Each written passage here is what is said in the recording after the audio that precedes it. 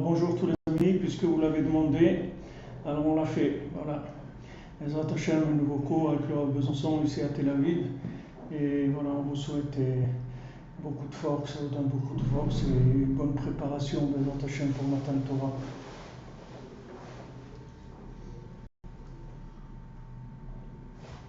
Bonjour chers amis, alors c'est un petit peu la suite de notre discussion de la dernière fois, où on a parlé de la 50e porte, et maintenant donc on va continuer, mais comme préparation de la fête de Shavuot.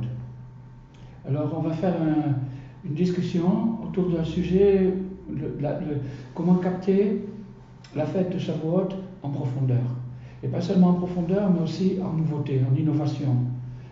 Il y a une manière de vivre la fête d'une manière rituelle et formaliste, c'est aussi une certaine valeur, mais il y a aussi une façon de la préparer, de la créer, et que ce soit une innovation, et que ce soit quelque chose de complètement nouveau et différent, qui nous apporte une énergie pour le reste du temps.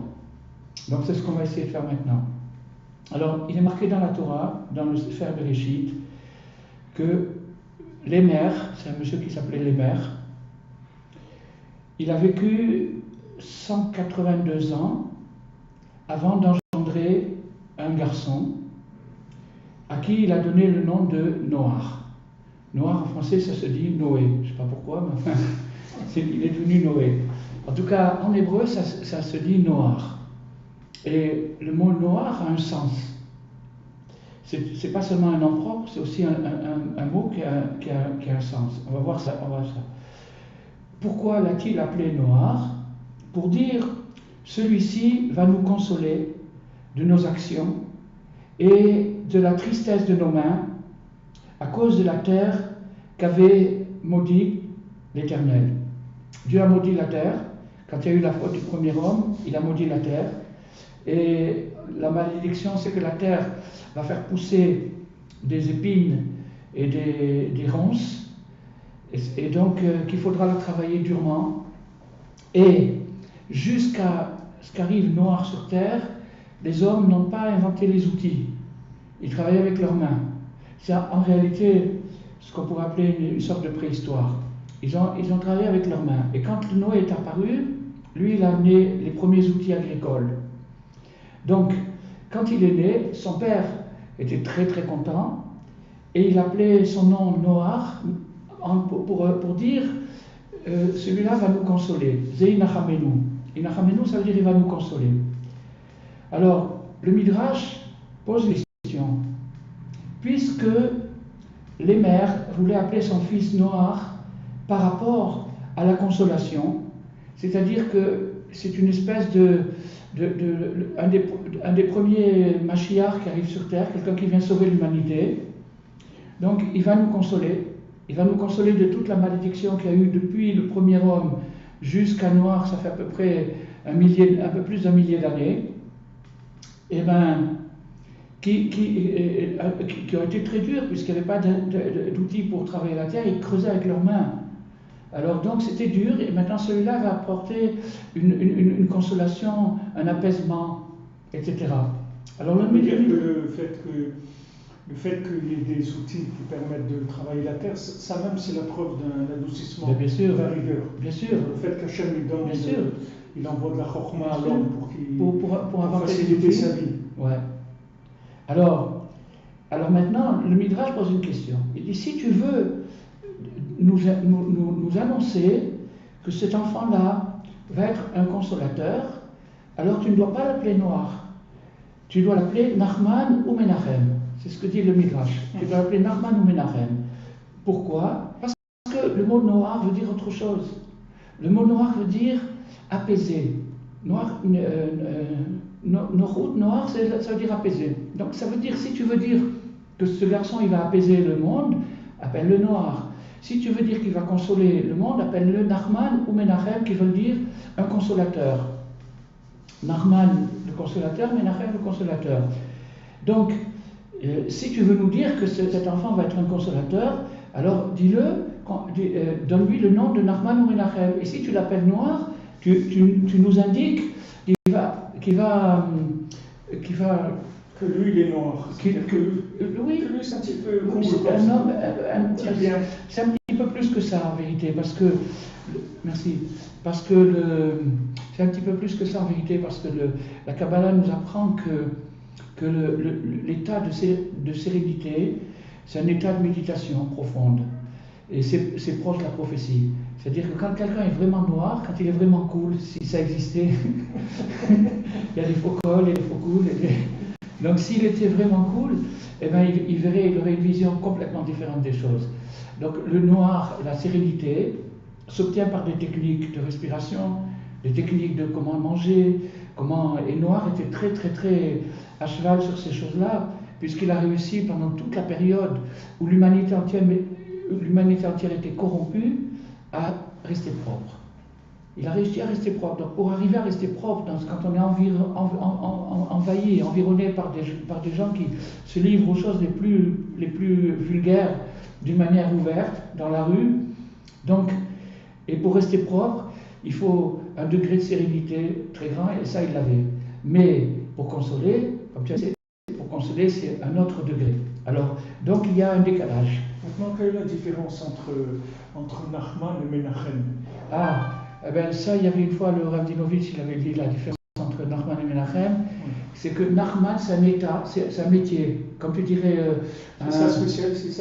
C'est son métier, c'est sa qualité. C'est sa qualité, et Menachem, c'est quand il le fait Bepoal. C'est-à-dire que le Menachem, c'est celui qui est en train de consoler, le Nachman, c'est celui qui est apte à consoler. D'accord, c'est son identité. Ouais, son identité. Alors Nachman ou Menachem. Alors maintenant, le nom noir veut dire Menoucha, c'est-à-dire sérénité, calme. Le Shabbat Menoucha, le Shabbat est fait en vérité, on détache le moi conscient de tout ce qui l'enveloppe, c'est-à-dire de toutes les enveloppes du moi, c'est-à-dire le vouloir, la pensée, les émotions. On se détache, et alors à ce moment-là, quand on se détache, on atteint l'illumination. C'est ça le sens de noir. Mais c'est encore loin de la consolation. La consolation, c'est tout à fait autre chose. Surtout que la clientèle de Noir, c'est-à-dire antédiluvienne, les monstres, les dinosaures, et toute la compagnie des brontosaures, etc., c'était monstrueux. Les animaux aussi étaient corrompus, le monde entier était corrompu. Donc pour consoler toute cette marmaille, il faut vraiment beaucoup de force. Alors, il y a un autre midrash qui pose une question, et qui nous demande, est-ce que ce monsieur Lémer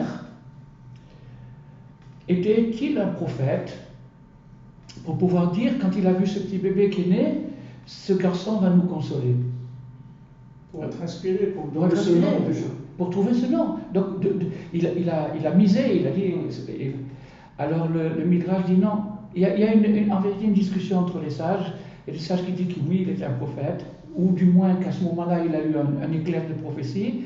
Et il y a d'autres sages qui disent il n'était pas un prophète, il a fait simplement des bons yeux.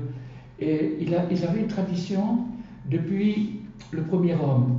Le premier homme, il faut savoir une chose, c'est très très important, parce qu'il y a eu tous des débats là-dessus en Europe à propos de la circoncision. Et il y a certains pays en Europe qui ont voulu interdire la circoncision. Alors, il faut savoir que la circoncision n'est pas une mutilation ou une infirmité, c'est l'état idéal de l'homme, car le premier homme, nous dit la tradition, est né circoncis. Dieu l'a créé circoncis. C'est seulement à la suite de son péché que le prépuce est apparu, et donc la circoncision, c'est un rétablissement, une réparation de cette fonction. Donc maintenant, le premier homme est né circoncis, et après ça, il est devenu incirconcis, et après ça, tous les autres hommes étaient incirconcis. Et ils avaient une tradition, quand il viendra un petit garçon qui naîtra circoncis, lui, il va vous consoler. Donc les mères, quand il a vu son petit garçon qui est né, il a vu qu'il était circoncis, il a dit « Ah voilà, c'est lui !» Donc ça veut dire qu'il y a une réparation. Il y a une réparation qui s'est produite même physiquement, que l'être humain va vers sa réparation. Donc quand ils ont voulu en Europe supprimer la circoncision, ils ne savent pas trop de quoi ils parlent. En tout cas, donc le Midrash nous laisse sur une impasse. Le Midrash qu'on a mentionné nous l'a sur une page, il dit le nom ne va pas avec l'explication, et l'explication ne va pas avec le nom, et le Midrash s'arrête là. Il faut savoir une chose, c'est que le Midrash, c'est une des plus grandes merveilles du monde. Le Midrash. Et le Baal Shem Tov a dit que de la même façon que le Harizal a fait une révolution kabbalistique par rapport à la lecture du Zohar, le Zohar était déjà apparu sur Terre depuis exactement 300 ans, quand le Harizal est arrivé. En l'an 1200, en Espagne, est apparu le Zohar. Et le Harizal, c'est 1500. Donc il y a à peu près un espace de 300 ans entre la découverte du Zohar et le Harizal. Maintenant, pendant ces 300 ans, il y a eu des très très grands érudits, des kabbalistes qui ont commenté le Zohar, mais rien à côté du Harizal. Quand le Harizal est arrivé, il a complètement bouleversé la lecture du Zohar. Il a amené des clés, il a amené des choses qui n'étaient pas... même les plus grands, sans citer leur nom, il y avait des très très très grands qui ont commenté le Zohar, mais quand le Harizal est arrivé, il a parlé tout à fait une autre langue. Alors le Baal Shem Tov dit, quand Mashiach va arriver, il va décrypter le Midrash Rabbah. Et là, on va avoir toutes les explications de toutes les choses, des choses fantastiques, des choses... Le Midrash Rabbah, il est codé, c'est quelque chose de codé. Alors, le Mashiach, il va décoder le Midrash Rabbah. Donc, là, on a eu un petit avant-goût du Midrash Rabbah qu'on essaye de décoder. Alors, maintenant, si on regarde les lettres du mot Noach et du mot Nachman, puisque Noach veut dire celui qui va apaiser, et Nachman veut dire celui qui va consoler, on se rend compte qu'il y a une différence de 2 lettres. C'est-à-dire que Noach, et si j'ajoute encore 2 lettres, j'obtiens Nachman. Donc il manque 2 lettres à Noach pour être Nachman. C'est ça ce que ça veut dire. Donc, à Noach, il lui manque 2 lettres pour être Nachman. Donc, pourquoi il y a ce décalage entre le nom et la fonction? Parce que Noach n'est pas apte à consoler, et puisqu'il n'est pas apte à consoler, il ne peut pas avoir ces 2 lettres. Les lettres dans le nom d'un tzaddik, Noach est le premier homme sur terre à qui la Torah donne le titre de tzaddik, certifié par Dieu. Donc c'est un homme d'une très très grande valeur. Mais il y a des degrés dans la valeur, et s'il a la valeur sur lui-même, qu'il a réussi à résister pendant 1000 ans à la corruption qu'il y avait autour de lui, mais il n'a pas réussi à aller jusqu'au bout. Il n'a pas réussi à atteindre le rêve de son père, le razon, la vision de son père. Il n'a pas réussi. Alors on va étudier pourquoi. Donc il nous manque 2 lettres, man. Man, c'est les 2 lettres qui manquent au nom de Noach pour faire Nachman. C'est dommage, je voulais l'écrire et je ne l'ai pas écrit. Je voulais faire un tableau à la prochaine fois. Alors, donc, si je veux atteindre la vision de l'Émer, c'est-à-dire si je veux que ce garçon arrive à être un Nachman, un consolateur, il lui faut 2 lettres de plus qui lui manquent. Et comme il s'appelle Noach, c'est la Torah qui certifie. La Torah nous dit qu'il s'appelle Noach, il ne s'appelle pas Nachman. Donc, il lui manque 2 lettres. Alors, donc, à cause de ces 2 lettres qui lui manquent, il n'a pas pu être le consolateur. Alors, maintenant, nous qui voulons décrypter le Midrash, on est obligé de comprendre quel est le sens de ces 2 lettres manquantes. Les 2 lettres présentes, on les a expliquées. Noach, Nun, Chet. Noach veut dire repos. Nachman, Nun, Chet, Mem, Nun, veut dire le consolateur. Maintenant, ce qui manque à Noach pour être Nachman, c'est Man. C'est Man. Parce que, qu'est-ce que ça veut dire ce Man? Alors, je vais le dire en gros et après on va rentrer dans le détail. Man, ça signifie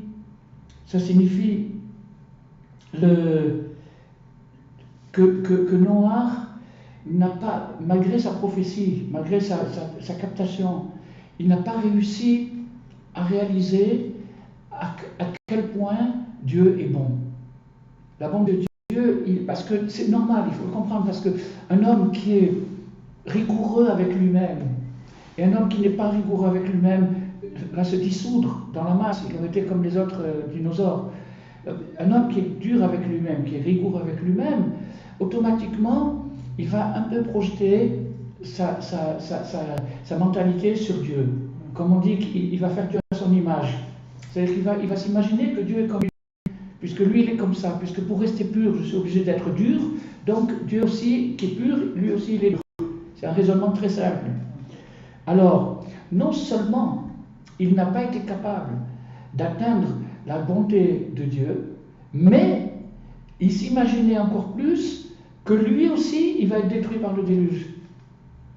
Il pensait pas, il était sûr que tout le monde va être détruit. Il avait en prophétie, ça a été annoncé, Dieu lui a dit je vais détruire le monde, et il a laissé le temps, pendant des années, un fou qui construit un bateau dans le désert. Les gens ils ont vu ça, et ils leur disaient vous allez voir, il va pleuvoir. Tu racontes des histoires et personne ne voulait le croire. Donc, il le prenait pour un toqué, il pensait que c'était un fou qui construit un bateau dans le désert.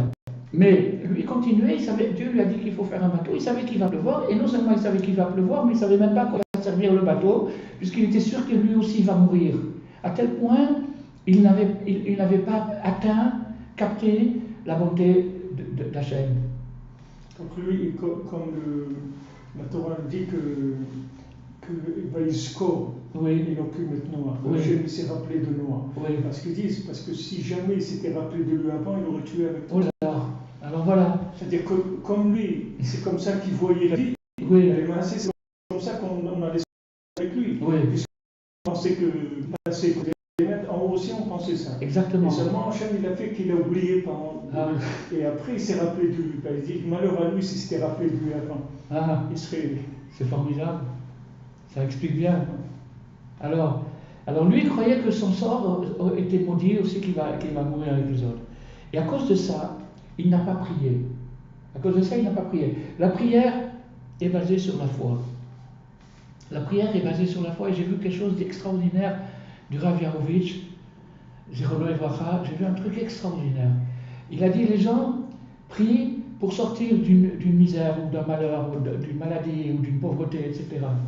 Mais ils ne comprennent pas du tout qu'en vérité, cette pauvreté, cette maladie et cette misère leur a été envoyée que pour qu'ils fassent une prière. C'est le contraire, c'est à l'envers.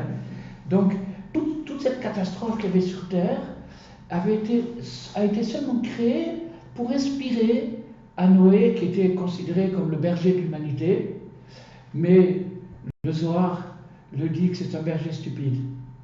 Seulement, il n'y a que le Zohar qui a le droit de dire ça, nous on répète le Zohar, mais il dit que c'est un berger stupide. Pourquoi?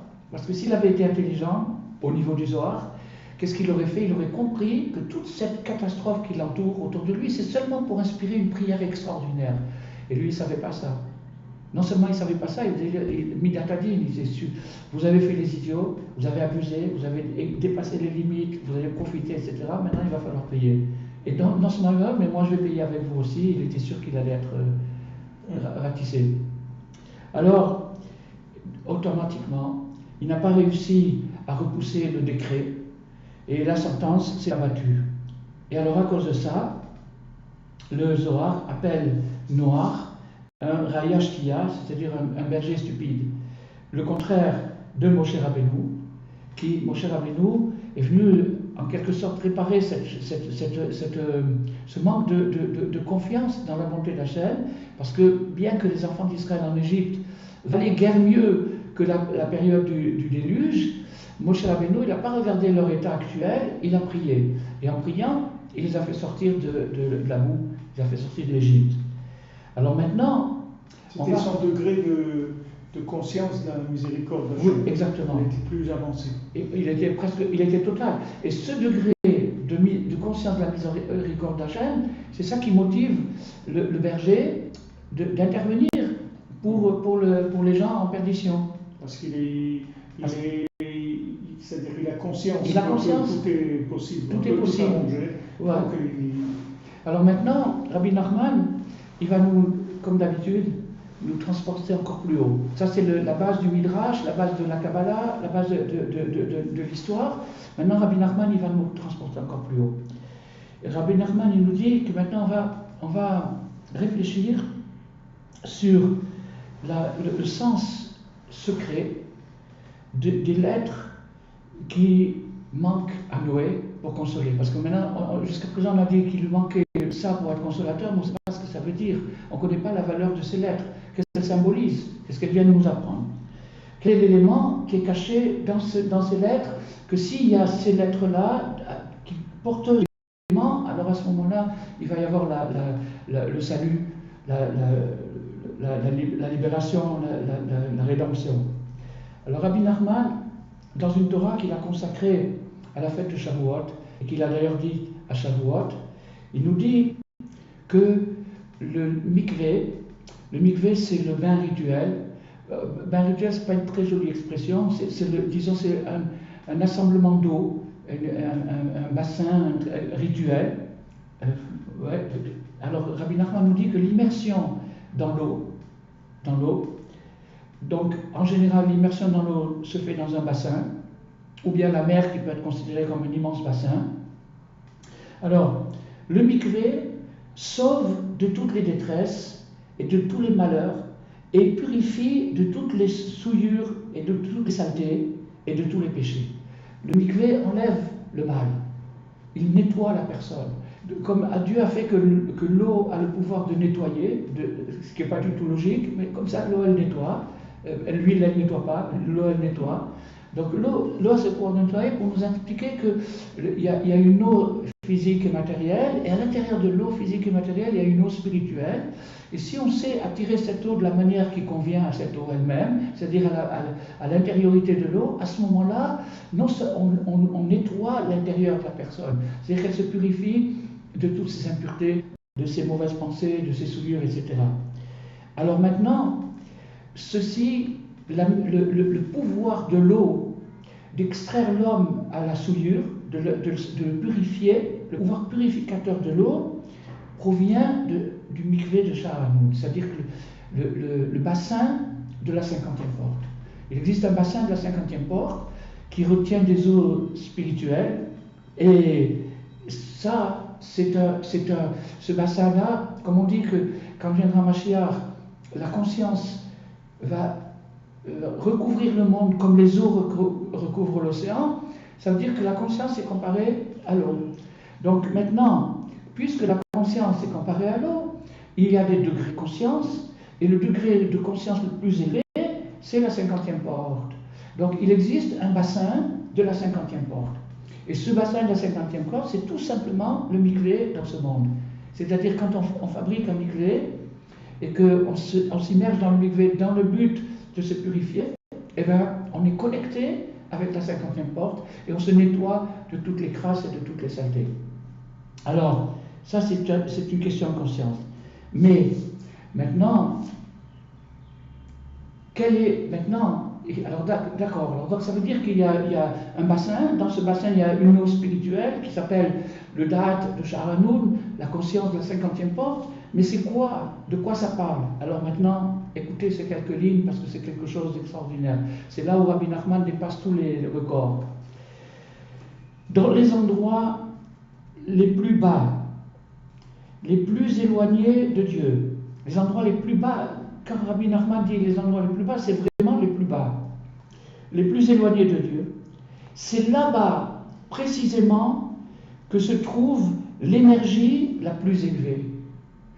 L'énergie la plus élevée se trouve dans l'endroit le plus bas. Il n'y a rien à faire, c'est comme ça. C'est ce que Rabbi Nachman nous dit. L'énergie la plus élevée se trouve dans les endroits les plus bas. Et qu'est-ce que c'est que cette énergie la plus élevée? C'est les mystères de la Torah.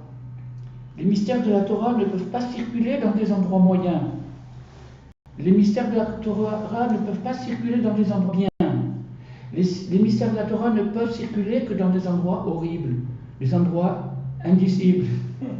Parce qu'il reste là-bas, d'un côté, il reste caché, mystérieux. Et d'un autre côté, ils alimentent les gens les plus détruits. Les plus détruits en même temps.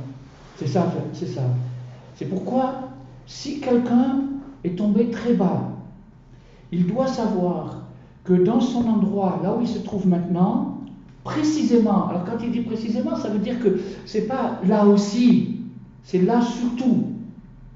C'est pas là aussi, il a une petite chance de rattrapage. Non, c'est surtout là où tu te trouves maintenant. Il peut se rapprocher de Dieu beaucoup plus, Béyoter. Il peut se rapprocher de Dieu beaucoup plus. Il a une chance plus forte. C'est là où Rabbi Nachman dépasse toutes les... Il a une chance plus forte. Il a une chance plus forte. Car là-bas est cachée une énergie très très élevée. Et lorsqu'il réussira à se reconnecter, comme on a expliqué la dernière fois, à revenir, à faire un volte-face sur lui-même, alors donc maintenant, qu'il fasse teshuva ou pas, quel que soit son degré de pratique ou de pas pratique, ou de colère ou de révolte ou de tristesse, aucune importance, là où il se trouve, du moment qu'il est bas, il est le plus haut au point de vue c'est-à-dire au point de vue présent. L'esprit qui est présent là. L'esprit qui est présent là. C'est le plus élevé. C'est le plus élevé. Mais maintenant, si lui, de son bon cœur, il se connecte parce qu'il croit à ça, il prend ça pour une vérité, de la même façon qu'il y a des gens qui croient que de voler c'est mal, ou de faire ceci ou de faire cela c'est mal, et à cause de ça ils ont des remords de conscience. Et bien, de la même façon qu'on croit à ça, il faut croire aussi à la consolation. La consolation, ça veut dire que si maintenant tu es tombé très très très bas, le plus bas qui puisse exister, c'est là-bas où se trouvent les secrets de la Torah. Alors, donc maintenant, les secrets de la Torah, ils se trouvent là-bas, que tu le veuilles ou non, que tu le saches ou non, mais si tu le sais et que tu le veux, c'est-à-dire que tu veux, alors à ce moment-là, tu te connectes consciemment, c'est-à-dire que tu prends conscience de ce qui se passe là-bas, et à ce moment-là, cette personne-là va révéler au monde entier les secrets de la Torah. C'est ça le... Il y avait une fois une petite histoire qui s'était passée, c'était que il y avait une fois un Shabbat matin, après la tfila, il y a un copain qui est venu me voir, il m'a dit j'ai une question. J'ai dit d'accord. Il m'a dit j'ai vu une histoire avec un grand rabbi de Gour en Pologne qui m'a vraiment choqué. Ah ouais, qu'est-ce que c'est l'histoire? Il dit ben voilà, le rabbi de Gour en Pologne, je crois que c'est le Imre Emet, si je ne me trompe pas, le fils du Sfat Emet. Un jour il est rentré dans une synagogue.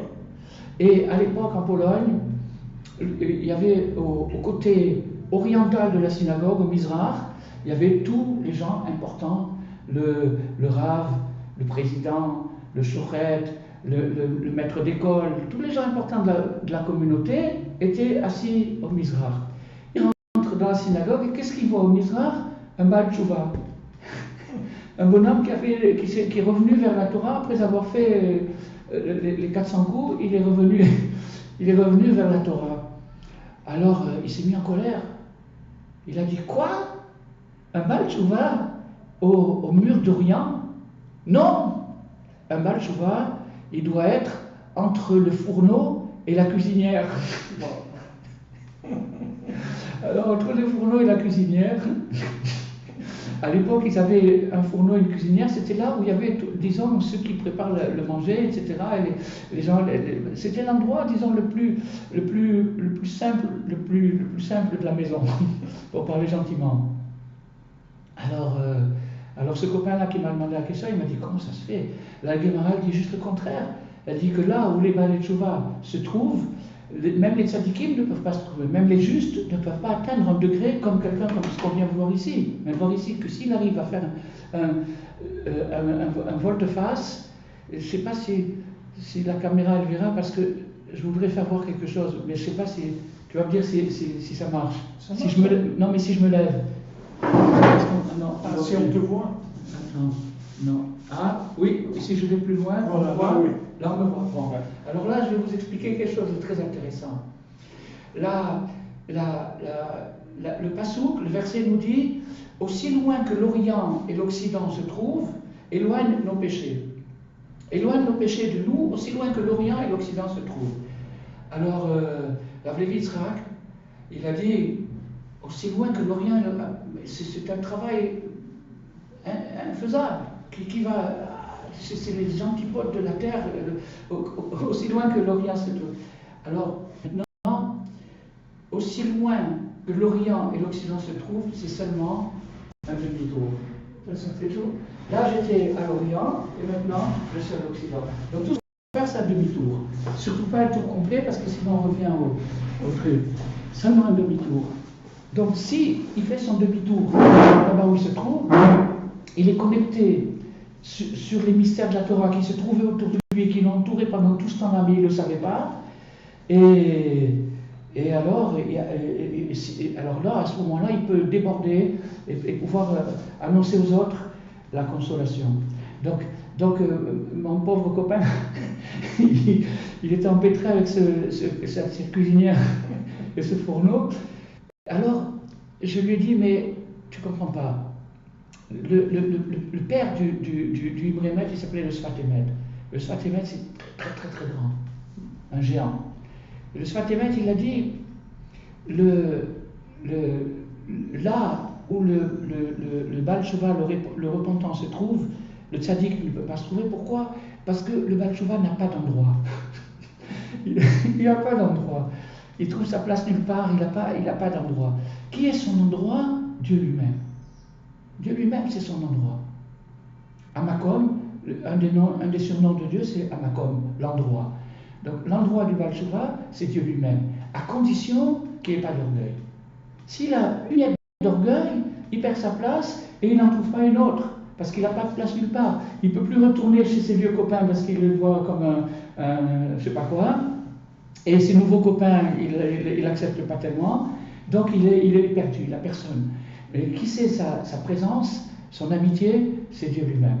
Mais ça c'est. Alors je dis, il a dit va entre le mur, la cuisine et le fourneau, parce que sinon tu vas te griller. Si tu te mets au mur de l'Orient, avec les professionnels, tu vas avoir de l'orgueil. D'abord, va savoir comment eux ils te regardent, mais tu vas avoir de l'orgueil. Tu vas avoir de l'orgueil, et si tu as de l'orgueil, tu es torpillé, tu as tout perdu. Et après ça, j'ai fait un truc extraordinaire. J'ai fait le calcul entre Tanour et Kiraïm, c'est-à-dire entre le fourneau et la cuisinière, et c'est exactement la valeur numérique de Shekhinah. La Shekhinah se trouve entre Tanour et Kiraïm. Et la preuve, c'est que Rav Zushel, le frère de Rav Elimelech, c'est là-bas où il allait, c'était sa place. Il dormait là-bas, il a la synagogue, il allait entre la cuisinière et le fourneau, c'était sa place. Donc là-bas, tu vas rencontrer Rav Zushel, c'est la place de... Voilà. C'est pour ça qu'on dit aussi que franchement, quelqu'un qui est endeuillé, ouais. On lui dit un makom yenachem. Oui. On ne dit pas Hachem non, l'endroit. Parce que quand le bonhomme il est endeuillé, ça veut dire qu'il n'a pas trouvé. Il a perdu sa place.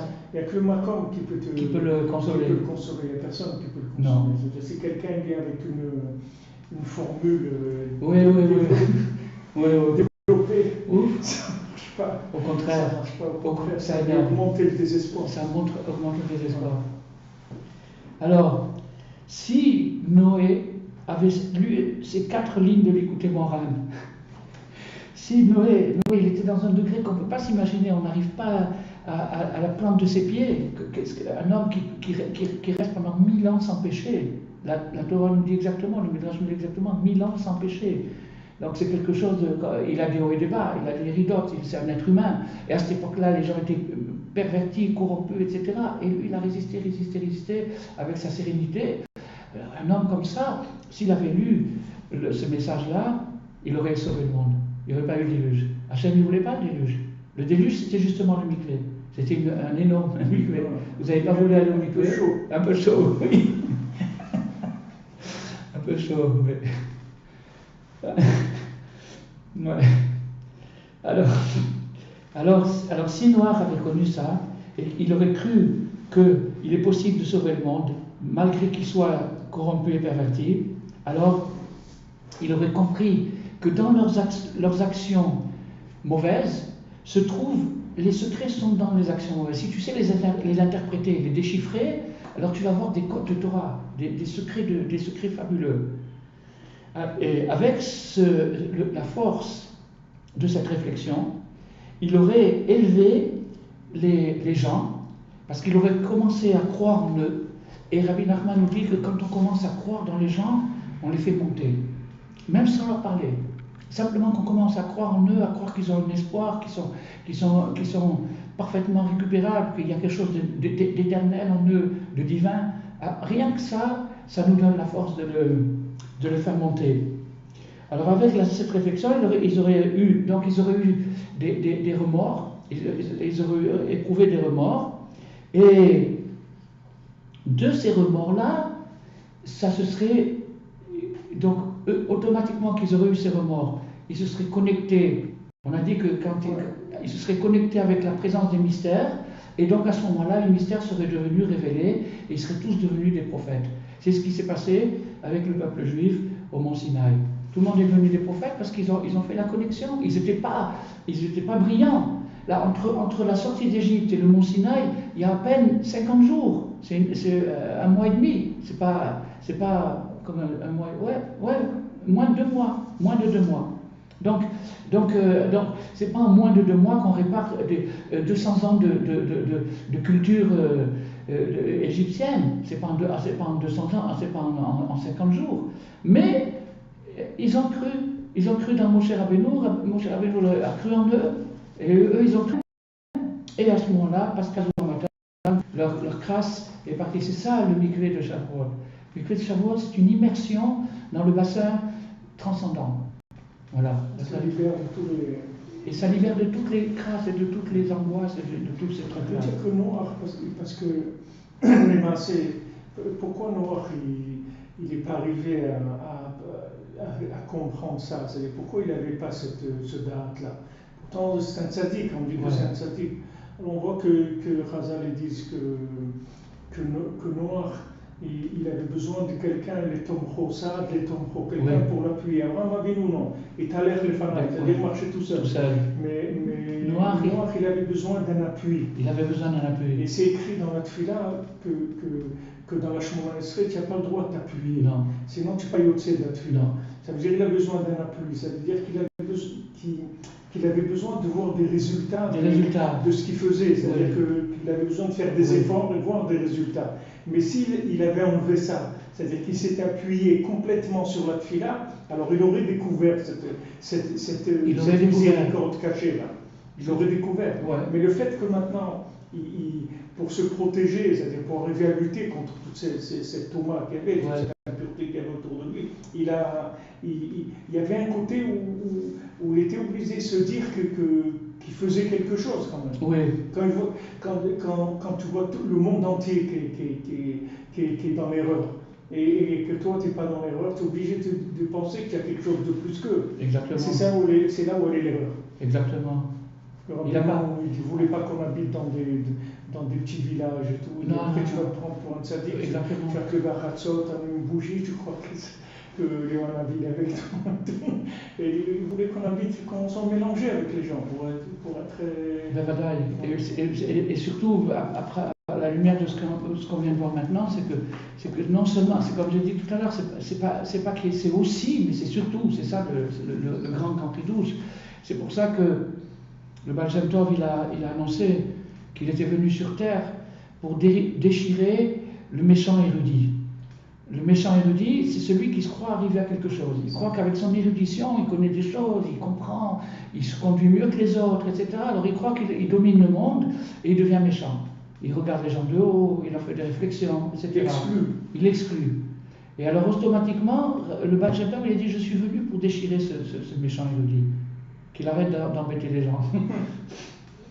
Alors, maintenant, cette conscience-là, elle est transcendante dans la mesure où la conscience immanente, elle se base sur la logique. C'est-à-dire que si tu fais le bien, tu es bien, si tu fais le mal, tu es mal, mais point final, c'est tout, qu'est-ce que tu vas chercher? Ça, c'est la conscience immanente, c'est la logique, la conscience naturelle, on pourrait dire.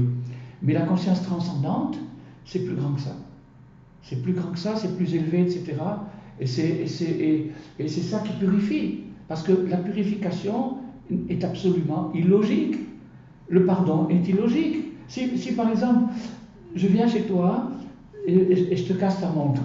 Je te dis, Abraham, excuse-moi, je t'ai cassé ta montre. D'accord, je suis moral, mais amène-moi une autre montre. Ça ne veut rien dire. La montre, elle est cassée. Le pardon, c'est pas quelque chose de...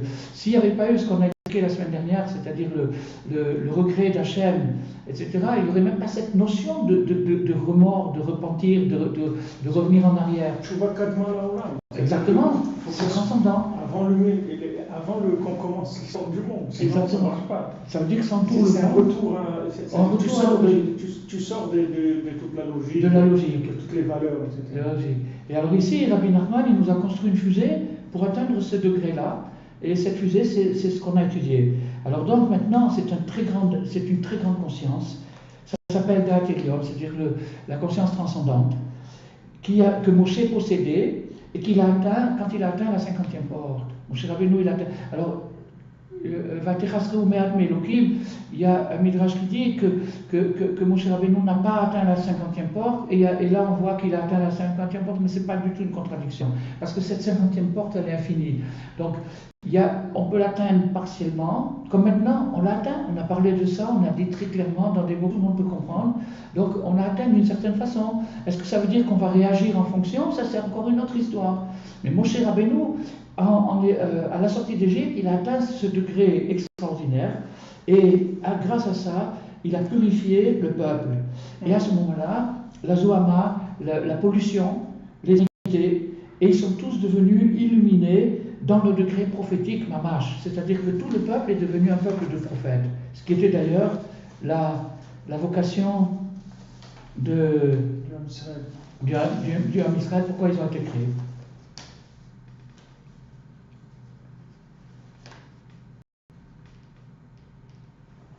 Alors, c'est comme ça que ça va se reproduire jusqu'à la fin des temps, jusqu'à ce que Moshe Mashiach, il y a un concept dans la Chassidoute qui s'appelle Moshe Mashiach. Si on pourrait le dire en faisant très attention, en étant prudent, on pourrait dire que Moshe, c'est le côté légal, niglé, et que Mashiach, c'est le côté transcendant. Mais en vérité, les deux sont pas vrais, parce que Moshe, c'est aussi Mashiach, et Mashiach, c'est aussi Moshe.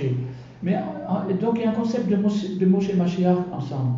Alors, à ce moment-là, quand il se révélera, parce qu'on dit Mashiach Yahushé, le même Moshe qui a eu une foi, c'est lui qui reviendra. Donc quand il reviendra, il révélera la 50e porte, mais cette fois-ci d'une manière permanente et fixe.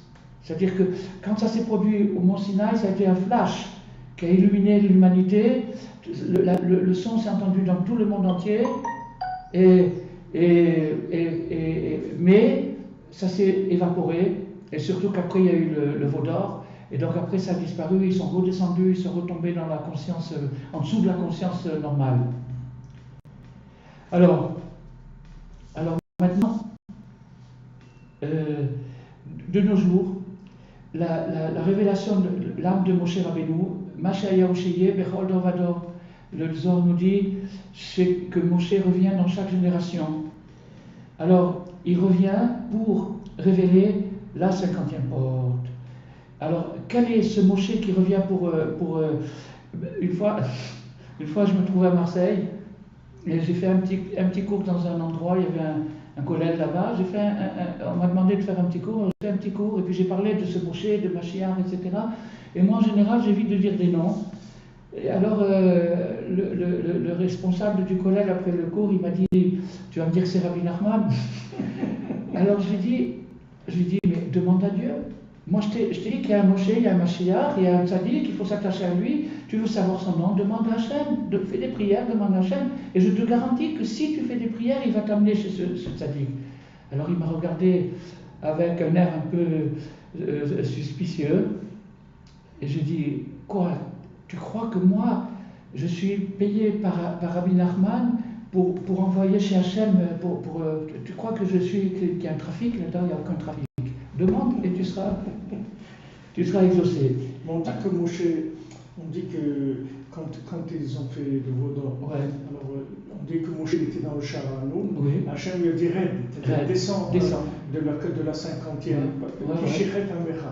C'est-à-dire que maintenant, le fait que Moshe Rabbeinu, comme Noach, c'est-à-dire que Moshe Rabbeinu il a été plus loin, c'est-à-dire dans la révélation, c'est-à-dire dans l'utilisation de la miséricorde que ce qu'il en avait béhémet.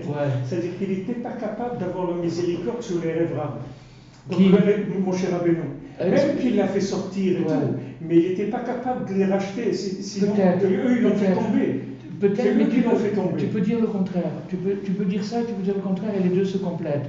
Tu peux dire le contraire, pourquoi? Parce que c'est en vérité, si tu veux, quelque part, Moshe, il a doublé Hachem.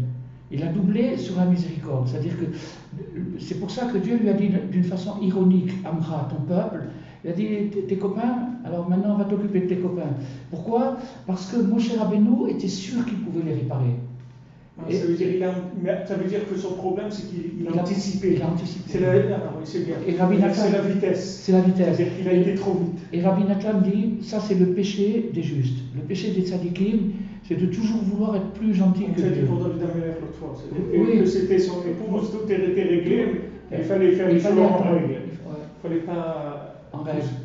Alors le Zohar dit Harnevo, c'est Bonoun. C'est-à-dire quand il est décédé, alors maintenant il a dit maintenant il remontait dans le char Dans le char. Le RF, il a fait descendre. Il a fait descendre. Parce que alors, ce que tu dis, c'est que c'est pas qu'il ne pouvait pas. Il pouvait, mais pas à cette vitesse-là. Il fallait aller plus. C'était pas le moment. Parce que j'ai vu, d'ailleurs aujourd'hui, je l'ai vu, Rabbi Nathan dit que le péché de tous les tzadikim dans les générations, c'est d'avoir voulu trop rapidement.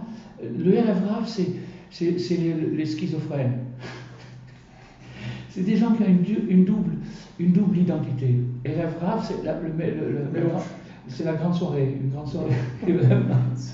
C'est des gens qui ont une aspiration mystique très sincère et en même temps une aspiration physique aussi, tout aussi sincère. Ils sont déchirés par ces deux trucs-là. Et c'est pour ça qu'ils s'appellent les rêves raves, parce que c'est un grand mélange, un grand bouleversement. Et alors, c'est presque impossible. Mais, Rabbi Nathan nous dit, à la fin, ils vont faire Teshuvah, à la fin ils vont revenir, et à la fin ça va. Ça veut dire qu'en fait, même dans ces rêves raves, et ça Moshe Rabbeinu le savait, il y a des trucs extraordinaires. Et seulement, léa, doucement. C'est extraordinaire, parce qu'on voit que Rabbeinu, c'est le tikkun de tous les tzadikim, parce que c'est celui qui a la formule, puisqu'il a dit moi j'ai les outils de Mashiach, et c'est lui qui te dit doucement. Et oui. Parce que normalement, ceux qui ont les outils de Mashiach, alors il te dit fonce. Mais non. Il sait que s'il te dit fonce, ça va pas. Ça va faire une catastrophe. C'est-à-dire en même temps, voilà les outils de Mashiach, en même temps va doucement. Exactement. Tu dois vivre ces deux choses en même temps. En même temps, tu vis avec la conscience d'un tzaddik, et en même temps, tu vois que tu n'es vraiment pas réparé du tout. Alors tu dis doucement. Tu vas vivre avec cette conscience, et tu vas avancer doucement, et tu vois qu'à la fin, tu vas y arriver. Et tu vas vivre de façon parfaite. C'est ça le truc. C'est-à-dire, Moachnoun, c'est-à-dire, c'est la 50e porte, mais en esprit qui a été mis à l'utilisation. Ce n'est pas qu'une notion. Théorie. Voilà, c'est dommage.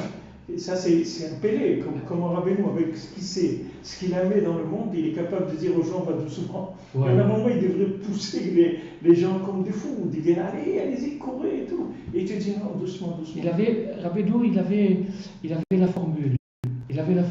Et cette formule-là, c'est une phrase que nous ne connaissons pas. Il avait une phrase, et que quand tu dis cette phrase, c'est-à-dire quand tu connais cette phrase, tu prends conscience de cette phrase, tu n'as plus du tout le libre arbitre. Tu es obligé d'être bon et parfait. Et Rabbeinu, il avait cette formule. Et il ne l'a pas dit. Et il ne l'a pas dit, pourquoi? Parce qu'il a dit, la Teshuvah, c'est plus important que la Géoula. C'est-à-dire la rédemption est moins importante que le retour par nous-mêmes, malgré la difficulté et là où on se trouve. Mais, il l'a dit à Rabbi Nathan. Il a dit la phrase à Rabbi Nathan. Donc, il a dit à Rabbi Nathan, et comme Rabbi Nathan, il connaissait cette phrase, Rabbi Nathan, c'est un des hommes les plus fidèles qu'il y a eu sur terre. Donc, il était fidèle à Rabbeinu, il l'a répété à personne, mais du moment qu'il la savait, elle est entre toutes les lignes du Likutei Halachot. Elle est là. C'est dans son sens. C'est dans son sens. Quand tu lis, automatiquement, tu absorbes cette chose-là. Et sans pouvoir l'expliquer à qui que ce soit, mais tu le sens, tu le sens parce que c'est entre les lignes. Alors ça, c'est magnifique. La seule chose, c'est qu'il faut beaucoup de patience. Parce que... Beaucoup. Et Rabbi Nathan, il en a eu de la patience. Il en a eu une patience. On voit celui de Shochet là qui voulait venir chez Rabbeinu pour Rosh Hashanah. Et c'était un grand syndicalista. Et là, il a dit à Rabbeinu, quand il a été Mitkar, alors j'ai beaucoup de travail dans l'abattage et tout, donc je vais venir avec un chêne. Une formule. Avec une formule magique. Il me dit, chez moi, on vient avec une charrette et des chevaux. Et ça, c'est comment le gars il a la possibilité de venir avec une formule magique et Et au on Shachana dit de des Rabbeinu, jours tu lui dis non. Ou tu viens avec ça ou tu viens pas. où tu viens pas. Parce que si tu viens comme ça, t'es pas venu. Tu n'es pas venu. T'as rien fait. Au contraire, tu as fait de l'anti. Voilà. Mais c'est magnifique. il faut arriver à le vivre, c'est pas shoot. C'est-à-dire d'avoir le gâteau devant toi et de te retenir tout le temps. Tu prends juste Et chaque fois qu'ils ont voulu croquer, c'est ça. Ah ouais, ça a mal fini. Ouais. Alors, donc la Neshama, l'âme de Moshe revient, chaque fois avec une nouvelle apparence, une nouvelle identité. Et donc, qu'est-ce qu'elle fait? C'est d'enseigner doucement, doucement à l'humanité cette clé qu'on a vue aujourd'hui, c'est-à-dire la 50e porte. Et ça, c'est. Alors, on terminera après. Bon, maintenant, on a encore une petite lecture. Alors, donc, maintenant, malgré que tout l'enseignement de Rabbi Nachman est orienté vers le renfort, le réconfort, le courage, l'encouragement, tout l'enseignement de Rabbi Nachman est orienté dans ce sens-là, mais malgré ça, le sommet de son œuvre, il l'a atteint exactement 2 mois et demi avant de nous quitter. Avant de quitter ce monde, Rabbi Nachman a atteint le sommet de cette force qu'on ne trouve nulle part. C'est-à-dire l'encouragement, le rizouk, le courage que Rabbi Nachman donne, on ne trouve nulle part.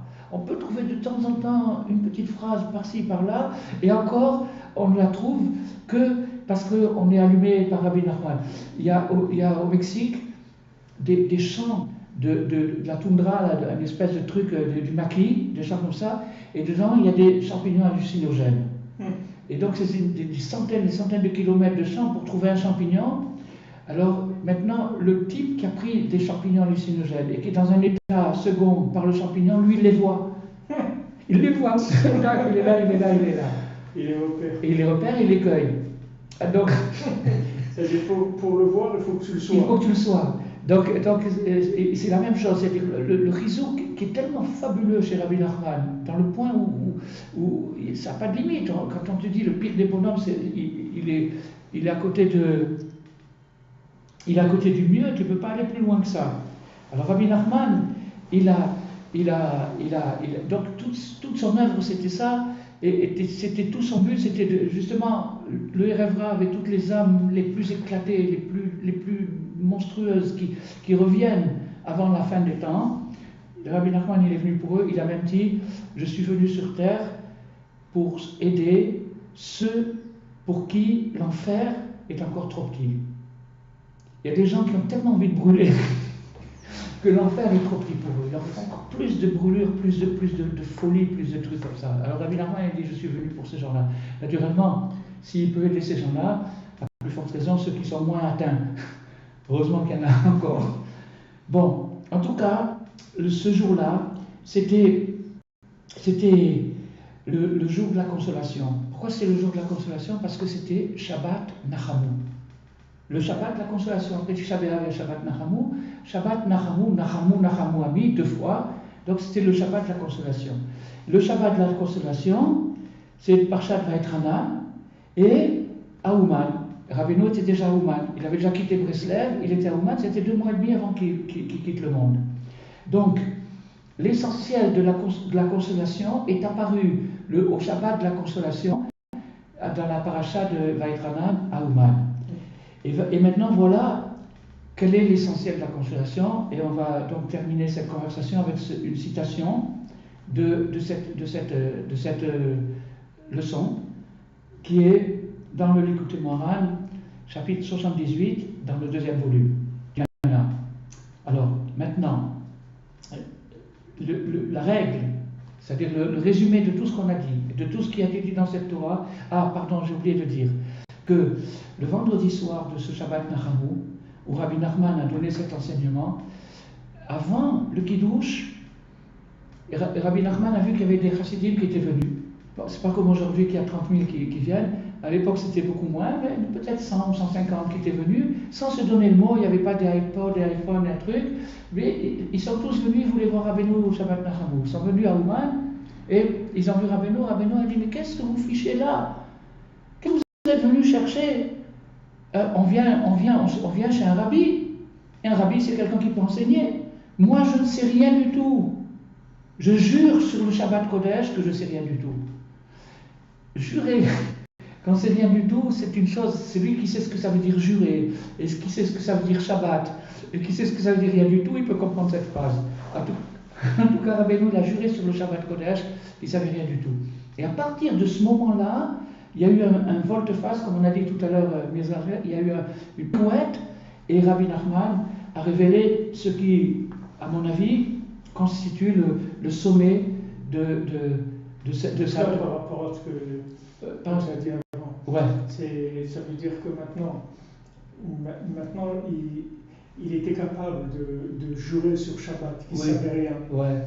Et maintenant, quand il est arrivé à savoir qu'il ne savait rien, c'est comme ça qu'il peut réparer les gens sans plus éloigner. Exactement. Cette phrase-là qu'on va lire maintenant, elle est née de l'absence totale de connaissance.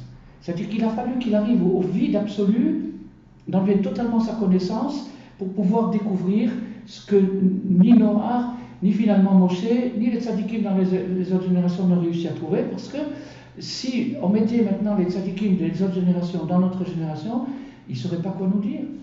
Ils nous diraient, ben écoute, il faut faire ta tefila. Ils seraient accusateurs. Hein?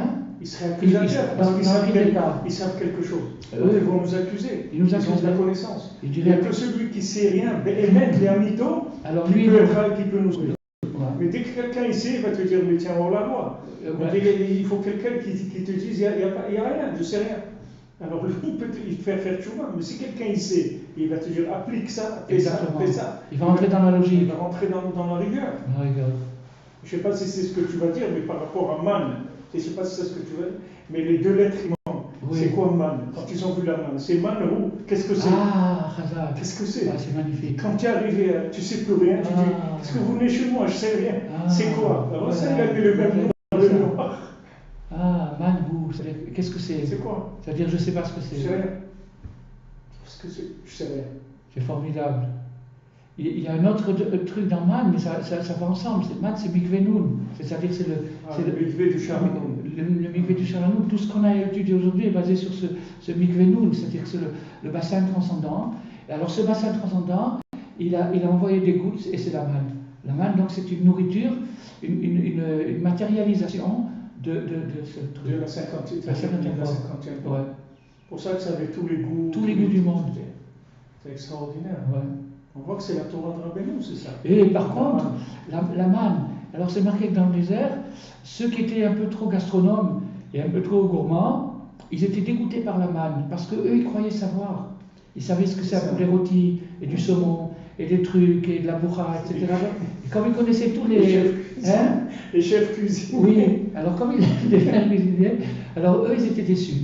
Tandis que celui qui disait, je ne sais pas, qu'est-ce que c'est, Mazé, Manou, à ce moment-là, lui, il sentait tous les goûts du monde.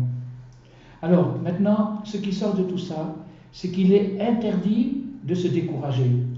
Même si quelqu'un est un homme simple et qu'il ne peut pas étudier, ou alors il est dans un endroit où c'est impossible d'étudier, malgré ça, dans son moment de simplicité, dans son passage de simplicité, il doit se renforcer dans la crainte de Dieu. La crainte de Dieu, c'est l'amour de Dieu, c'est la même chose. La crainte et l'amour, c'est la même chose. Comment la crainte et l'amour, c'est la même chose? C'est très simple. Plus j'aime quelque chose ou quelqu'un, plus je crains de le perdre. Donc, la crainte et l'amour, c'est la même chose. Seulement, il y a un côté et un autre côté de la même chose. Donc, la crainte de Dieu, c'est-à-dire que je l'aime tellement que j'ai peur de le perdre. Donc, je dis, qu'est-ce qu'il veut que je fasse? Comment il veut que je me conduise? Ça, c'est craindre Dieu, ça veut dire avoir peur de perdre ce contact personnel que j'ai avec lui.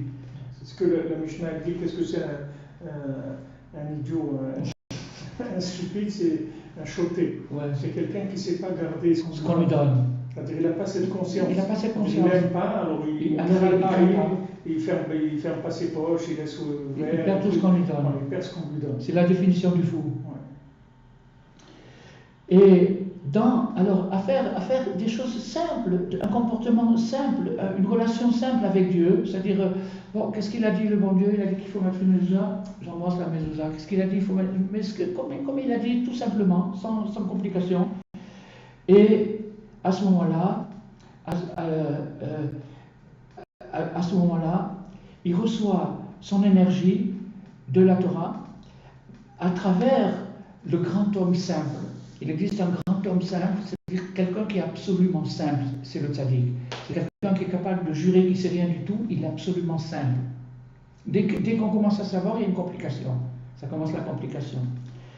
Et donc lui, il alimente tous les paumés, tous ceux qui savent vraiment pas.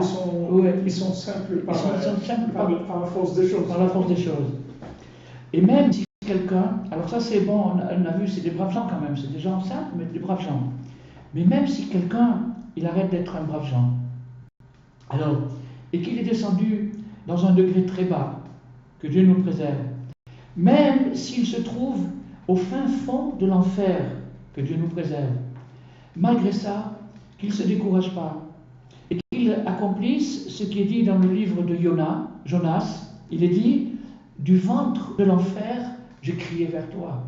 Jonas, quand il a été mangé par le poisson, alors, il était très content, c'était un prophète, il a trouvé une petite maison où il n'y a personne qui l'embête, il n'y a pas de téléphone, il n'y a personne qui vient visiter, il était très content.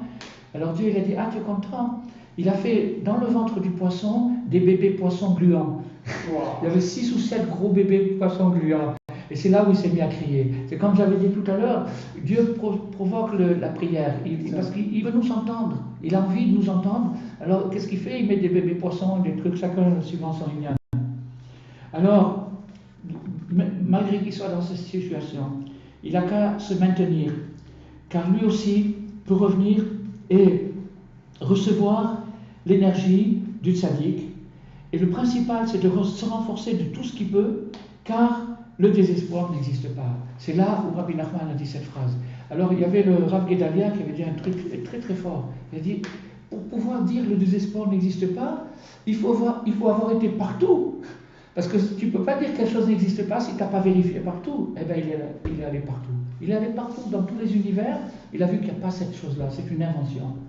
C'est une illusion. Une illusion. Quand on voit des gens désespérés, c'est tout simplement des gens qui hallucinent. Ils sont en état d'hallucination. Les champignons mexicains. Oui. Les chapeaux et la tequila.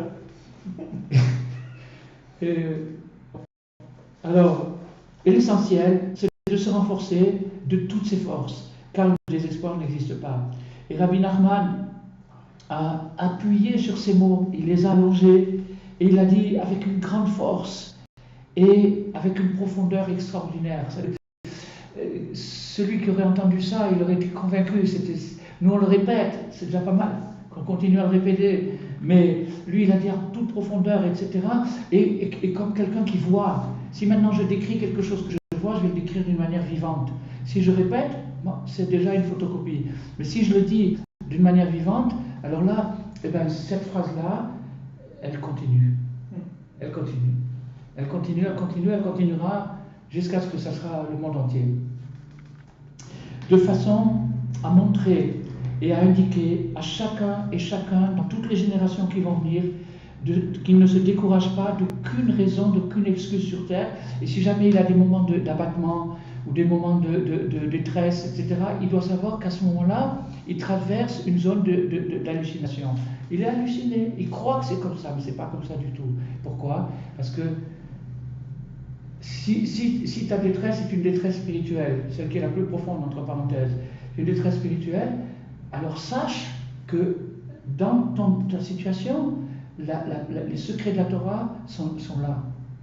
Donc pourquoi tu dis, il y a des espoirs, ça a trouver des choses les plus grandes qu'il y a dans le monde. Ou bien tu es un bon garçon, alors tant mieux pour toi, ou alors tu es un mauvais garçon, et bien regarde qu'est-ce que tu peux devenir, regarde qu'est-ce qu'il y a à côté de toi. Donc le désespoir n'existe pas.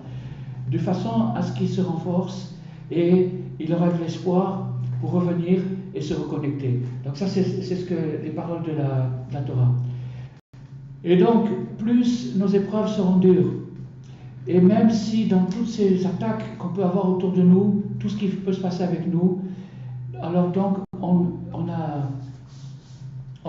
n'abandonnera pas ni notre mission, ni notre identité. Et si ce qu'on appelle la réalité nous reflète des raisons de se décourager, et alors, de cette façon-là, on sait que dans cette situation, si maintenant tu crois que tu te décourages, tu dois savoir, Dafka, précisément, surtout là où tu es, c'est là où il y a les secrets de la Torah, et sur cette base-là, que cette 50e porte, cette porte tellement élevée, et qui va se révéler, mais qui se révèle déjà. D'abord, aujourd'hui, on a fait ensemble une immersion dans un immense bassin, puisqu'on est nombreux. Donc, dans un immense bassin, on a fait imaginer que maintenant il y aurait des milliers de personnes qui s'immergent dans un truc et qui ressortent purifiées. Ils savent, on m'a pardonné, je peux recommencer, tout est bien. Au contraire, si je suis dans cet état-là, là, surtout là, je vais trouver. Eh ben, c'est ce qui se passe maintenant, mais on ne peut pas le connecter par les yeux. Alors, mais il faut y croire parce que c'est la réalité. Donc, avec ça, on se libérera de la 50e porte négative dont on n'a pas parlé. Un petit peu la dernière fois, par allusion, c'est l'angoisse financière.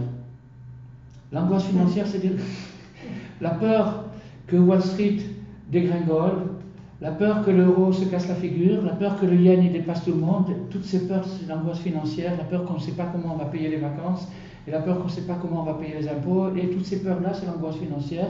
C'est juste le contraire de Teilim, c'est juste le contraire du bassin de jouvence, le bassin qui régénère, et c'est ça qui nous libère. C'est cette conscience qu'on a appris aujourd'hui. T'angoisses pas. T'angoisses pas. Il y a de la manne aussi. Ah oui, c'est l'humain. C'est le contraire de l'angoisse de la pharmacie. Exactement. Exactement. Et ça, c'est ça qui fait le nom de Rabbeinu. Narman, c'est-à-dire le noir. Quand tu crois que tout le matériel c'est de la manne, c'est-à-dire que Hachem va te donner tout. Alors ça, et c'est le cas. Et c'est le cas. On le voit, c'est le cas. On le voit. On dit que les maîtres du Moussard, ils disent que quelqu'un qui se casse la tête dans l'angoisse financière, il ressemble à un type qui est dans un wagon de train et il pousse le wagon pour que le wagon aille plus vite. Ou alors il tient son paquet, sa valise, parce qu'il dit je ne veux pas que ça pèse trop lourd pour le train. Donc ça va arrêter. Ça va arrêter le train. Alors, Bezrat Hashem, alors maintenant, pour finir, une petite bracha pour finir, c'est que maintenant, comme on a dit au début, la fête de Shavuot, elle est spécialisée dans cette chose-là. Tout ce qu'on a dit aujourd'hui, ça se passe toute l'année, ça se passe à chaque seconde, là, pour tout le monde, partout où il se trouve, mais il y a des moments privilégiés. Et le moment privilégié du transcendant, c'est le jour de Shavuot. C'est le jour où le transcendant se révèle. À Purim, il se révèle autre chose. À Kippour, il se révèle autre chose. À Rosh Hashanah, encore autre chose. Chaque fête, ça s'appelle Chag. En hébreu, Chag, ça veut dire Chug, ça veut dire c'est un espèce de cycle. Et donc, le cycle revient chaque année. Et quand le cycle il revient aux alentours de Shavuot, la transcendance va se révéler. Et donc, tout le conte du Homer, c'était une préparation. Et la nuit de Shavuot, ceux qui pourront aller s'immerger, tant mieux pour eux. Ceux qui, ça sera difficile pour eux, qui s'immergent dans cette lecture, dans cette mentalité, et que tout le monde ait une fête magnifique, excellente, réussie, avec ceux qui aiment le gâteau au fromage, avec le gâteau au fromage, et Bezrat Hashem, que tout se passe bien. Amen. Merci beaucoup, voilà, on remercie le Rav Besançon pour ces révélations, préparation extraordinaire pour Shavuot et pour toute la vie. Alors, merci à tous ceux qui ont participé, qui sont là avec nous, Bezrat Hashem, et on vous souhaite que des bonnes choses, et qu'on puisse continuer ces révélations extraordinaires qui sont tellement indispensables, parce qu'on en a vraiment besoin. Toda Rabba, merci à tous et à toutes pour votre présence et votre écoute. Au revoir. Au revoir, Chag Sameach. Chag Sameach. Voilà.